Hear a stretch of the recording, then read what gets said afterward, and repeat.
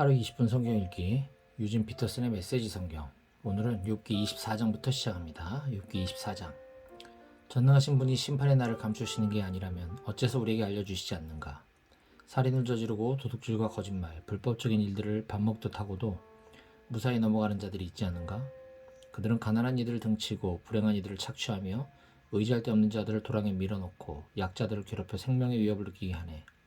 가난한 이들은 길 잃은 개와 고양이처럼 뒷골목에서 먹을 것을 찾아 헤매거나 부자들의 쓰레기통을 뒤지며 동량으로 근근히 살아간다네. 집이 없는 그들은 추운 거리에서 떨며 밤을 지새우고 머리 누일 곳조차 찾지 못하네.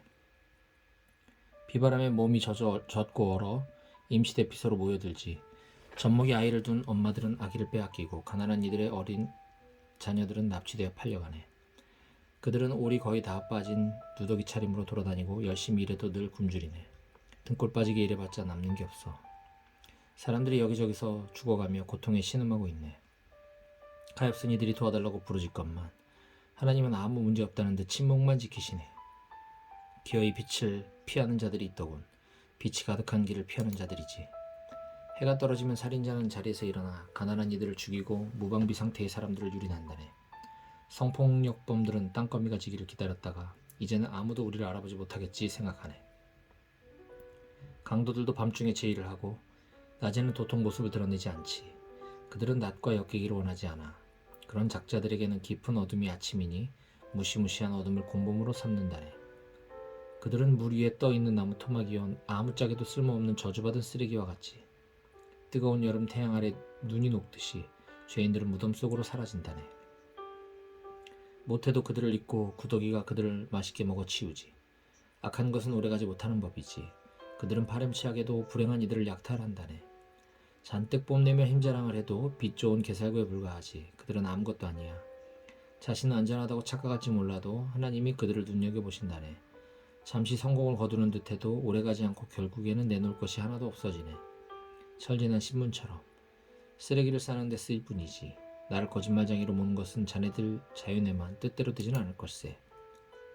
욥기 25장. 수아 사람 빌닷이 다시 욥을 비난했다. 하나님은 주권자시오 무시무시한 분이시네. 우주의 모든 것이 그분의 계획대로 착착 움직이지. 그분의 천군 천사를 누가 다 헤아릴 수 있겠는가? 어딘들 그분의 빛이 비치지 않겠는가? 한낱 인간이 어찌 하나님께 맞설 수 있겠는가? 별볼일 없는 사람이 어찌 죄 없는 채 할 수 있겠는가?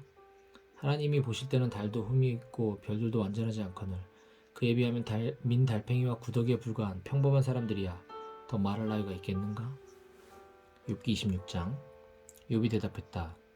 힘없는 사람에게 정말이지 큰 힘이 되어주는군. 절묘하게 때를 맞추어 도우러 왔어.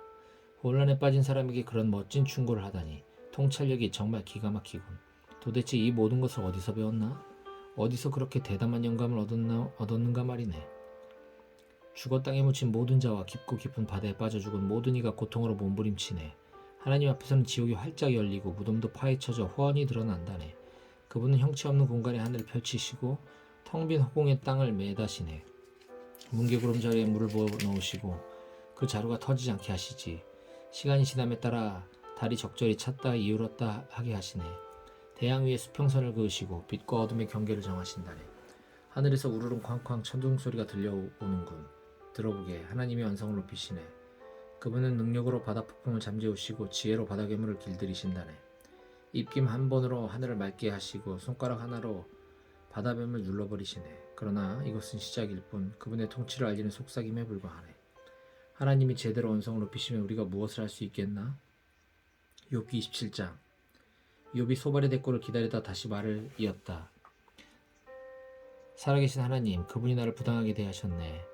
전능하신 하나님, 그분이 내 인생을 파괴하셨네. 그러나 내게 숨이 붙어있는 한, 하나님이 내게 생명을 불어넣으시는 한, 참되지 않은 말은 한마디도 하지 않을 걸세. 그 어떤 엉터리 제목도 인정하지 않을 걸세. 나는 자네들이 고발하는 내용을 인정할 수가 없네. 목숨 걸고 내 결백을 주장하겠네. 나의 결백을 꽉 붙들고 놓지 않을 것이며 결코 후회하지 않겠네.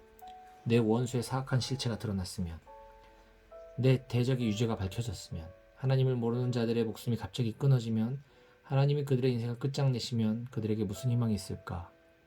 재난이 닥칠 때 도움을 청하는 그들의 소리를 하나님이 들으실 것 같은가? 그들이 전능하신 분께 관심을 보인 적이 있던가? 그들이 과연 기도한 적이 있던가? 나는 자네들에게 하나님의 일하심을 분명하게 보여주었네. 전능하신 하나님에 대해 어떤 것도 감추지 않았어. 증거는 바로 자네들 앞에 있네. 자네들이 직접 볼 수 있지. 그런데도 어찌 허튼 소리를 계속하는가. 자네들이 했던 말을 그대로 자네들에게 돌려주겠네. 이것이 하나님이 악한 자들을 다루시는 방식이요, 악한 자들이 전능하신 하나님께 받을 몫일세. 그 자식들은 모두 비명 행사하고 식탁에 올릴 빵이 부족할 것이네. 그들은 전염병으로 죽을 것이나 과부들은 남편이 죽어도 눈물 한 방 흘리지 않을 걸세. 그들은 제 아무리 돈을 많이 벌고 최신 유행에 맞는 멋진 옷들을 사들여도 결국에는 선한 사람들이 그 옷을 입고 착한 사람들이 그 돈을 나누어 가질 거야. 그들이 아무리 근사한 집을 지어도 그 집은 한 차례의 겨울도 버티지 못할 걸세. 부자로 잠자리에 들지만 깨어나 보면 빈털털이라네. 두려움이 홍수처럼 그들을 덮칠 것이네. 한밤중에 회오리 바람이 불어 그들을 날려보내고 폭풍이 그들을 휩쓸 것이네. 그들의 흔적은 발자국 하나 남지 않게 될 걸세. 온갖 재해가 가차없이 그들을 뒤쫓아 달아날 곳도 숨을 곳도 없을 것이네. 비바람에 사정없이 얻어맞고 폭풍으로 완전히 찢길 것이네. 욥기 28장. 우리는 은을 품은 광맥이 있다는 것과 어떤 광석에서 금을 정렬해내는지 알고 있네. 철은 땅속에서 캐내고 구리는 광석을 녹여왔지. 광부들은 어두운 땅속을 뚫고 들어가 산에 뿌리를 더듬 광석을 찾고 숨막힌 어둠 속에서 파고 또 판다네. 그들은 사람들의 자취가 없는 먼 곳에 수직 갱도를 파고 밧줄을 내려 갱도 안으로 들어가네. 지구 표면이 곡창지대라면 그 심층은 대장간이라서 광석에서 사파이어를 떼어내고 암석에서 금을 캐내지. 독수리는 그 가치를 알지 못하고 매는 거기에 눈을 두지 않네. 들짐승들은 그것을 의식하지 못하고 사자는 그것이 거기 있는지도 모른다네. 그러나 광부들은 바위를 깨부수고 산을 뿌리째 파헤치네. 암석의 갱도를 뚫어 온갖 아름다운 보석을 찾아낸다네. 그들은 강의 근원을 발견하고 땅에 숨겨진 여러 보물을 캐낸다네. 하지만 지혜는 도대체 어디서 찾을까? 통찰력은 어디에 숨어 있을까? 사람들은 도무지 감도 못 찾고 어디를 찾아봐야 할지 전혀 모른다네.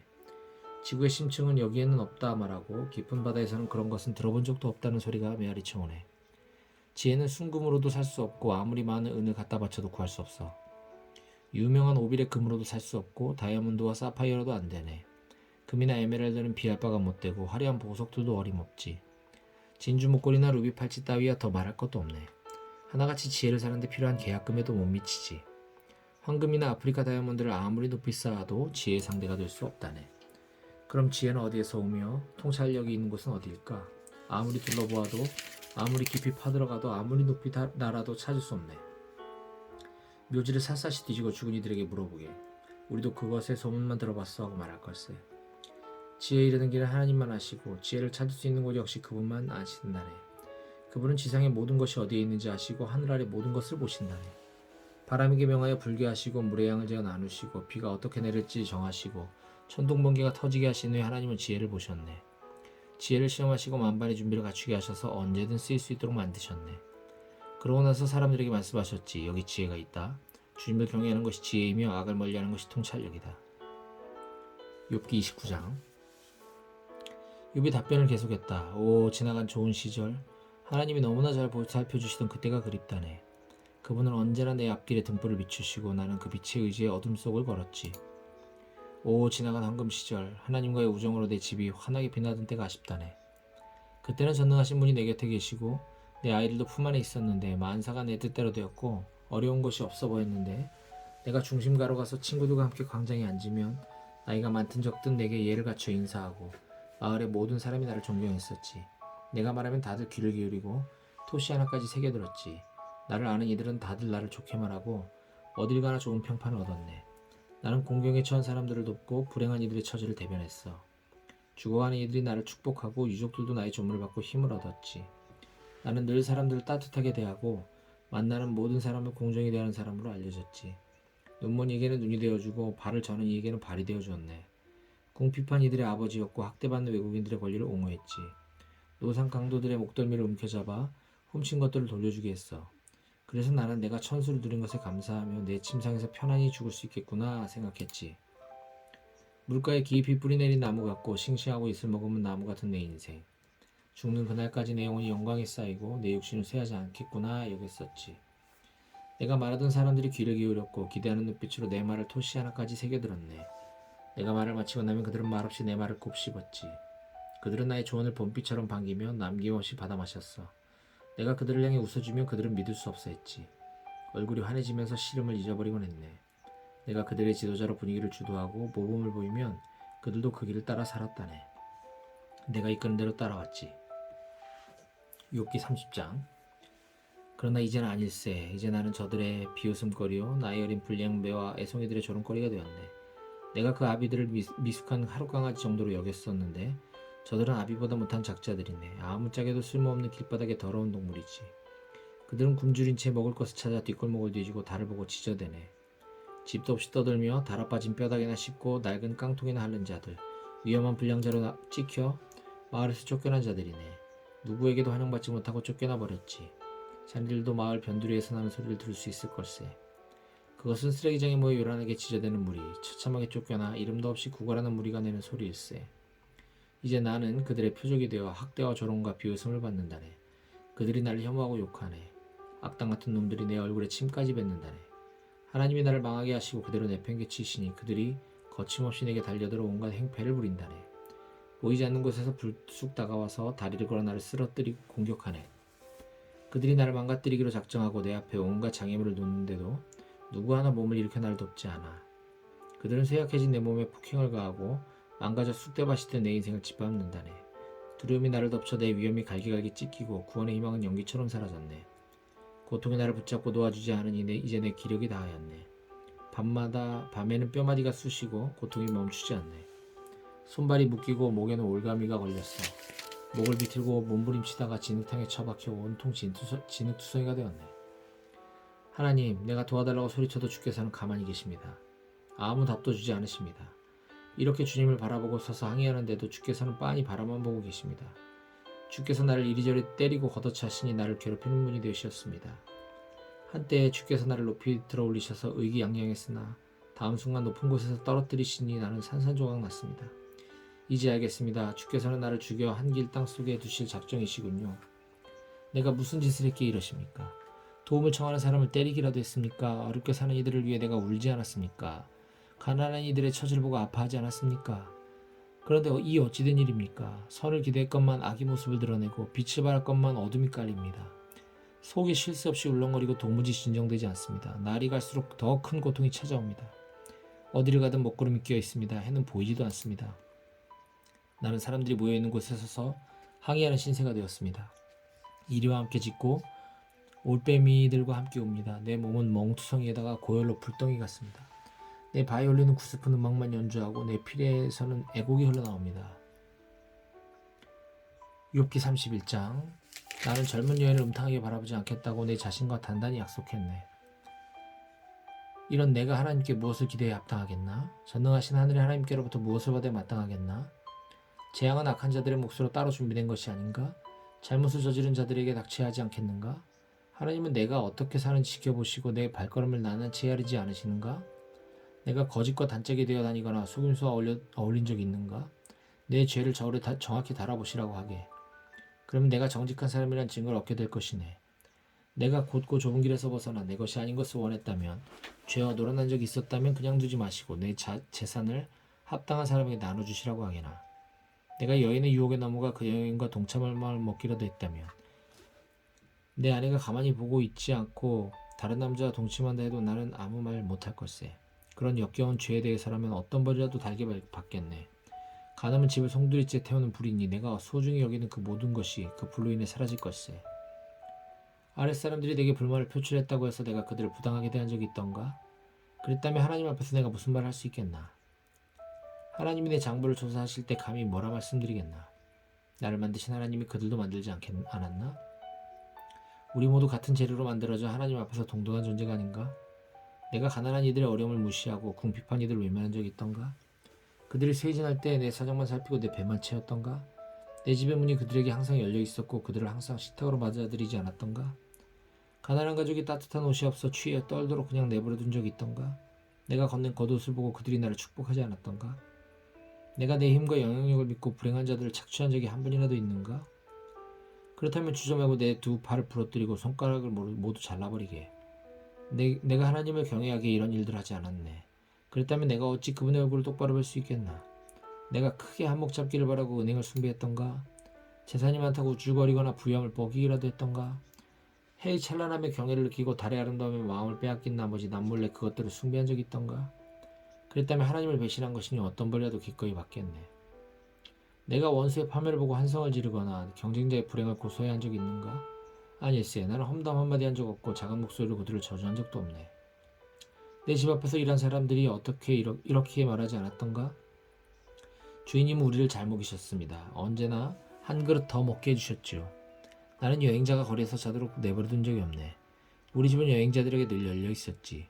내가 사람들의 입이 무서워 이웃의 험담이 두려워 은둔을 선택했던가? 아담처럼 죄를 숨기고 잘못을 덮으려고 문을 닫아 걸었던가? 자네들도 잘 알다시피 나는 그러지 않았네. 오, 누구 내 말을 들어줄 사람 없을까? 나는 답변서를 작성하고 서명까지 마쳤네. 이제는 전능하신 분께서 대답하실 차례일세. 그분의 기소장을 보고 싶군. 내 답변서는 누구나 볼 수 있네. 그 내용을 종이에 큼지막하게 써서 동네를 돌 생각이거든. 나는 왕자부터 거지까지 모든 사람들에게 내 삶의 행적을 낱낱이 해명할 생각이네.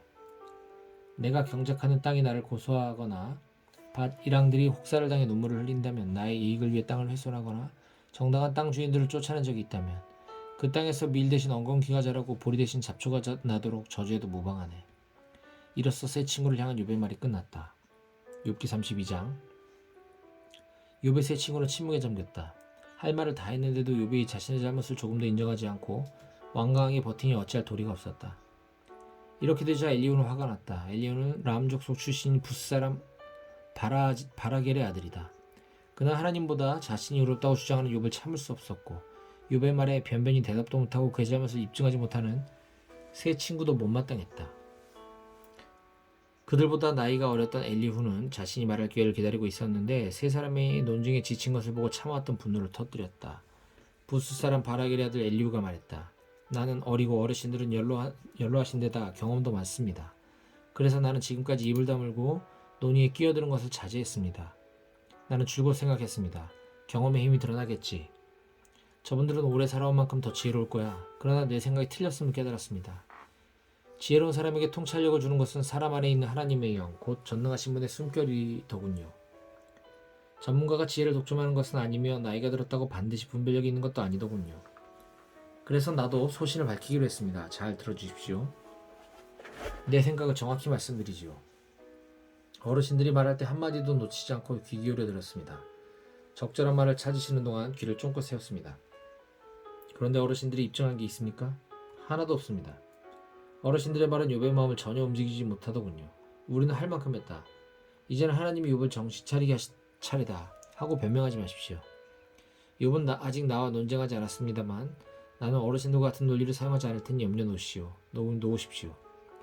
이제 세 분께서는 달리 하실 말씀이 없습니까? 물론 없을 겁니다. 어르신들은 완전히 엉터리니까요. 어르신들이 하던 말을 딱 멈추었으니 내가 더 이상 기다릴 이유가 없겠지요. 내 의견을 말할 준비가 되었습니다. 그렇습니다. 내가 말할 차례입니다. 때가 되었습니다. 난 할 말이 많습니다. 당장이라도 속에서 터져나올 것 같습니다. 땅 밑에 용암처럼 끓어오릅니다. 폭발 직전에 화산 같습니다. 속 시원히 속에 있는 말을 해야겠습니다. 돌려 말하지 않겠습니다. 진실을, 오로지 진실만을 말하겠습니다. 나는 누구에게도 아침할 줄 모르지만 혹시라도 그랬다가는 나를 만드신 분이 지체 없이 나를 처단하실 것입니다.